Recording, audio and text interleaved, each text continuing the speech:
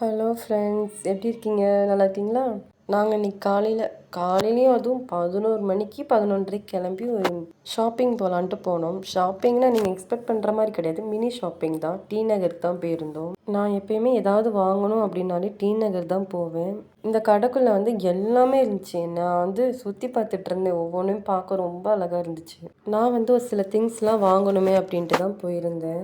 இந்த கடைக்கு நாங்கள் ஃபஸ்ட் டைம் தான் வரோம். இந்த கடைக்குள்ளே சூப்பராக இருந்துச்சு. ஒவ்வொன்றும் ப்ராடக்ட்டு, வளையல், தோடு, ஜுவல்லரி ஐட்டம்ஸு, அப்புறம் இந்த மேக்கப் ப்ராடக்ட்ஸு எல்லாமே இருந்துச்சு. இல்லாத பொருள் எதுவுமே இல்லை.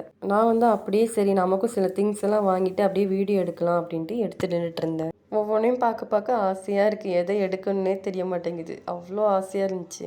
அப்புறம் எனக்கு தேவையானதை நான் வாங்கிட்டு வீட்டுக்கு கிளம்பிட்டோம். வீட்டுக்கு போகும்போது ரொம்ப தாகமாகவும் இருந்துச்சு, வெயிலும் ரொம்ப ஜாஸ்தியாக இருந்துச்சு. சரி, ஓகே, இளநீ வாங்கி குடிச்சிட்டு போகலாம் அப்படின்ட்டு 2 இளநீ வாங்கினோம். ஆளுக்கு ஒன்று ஒன்று.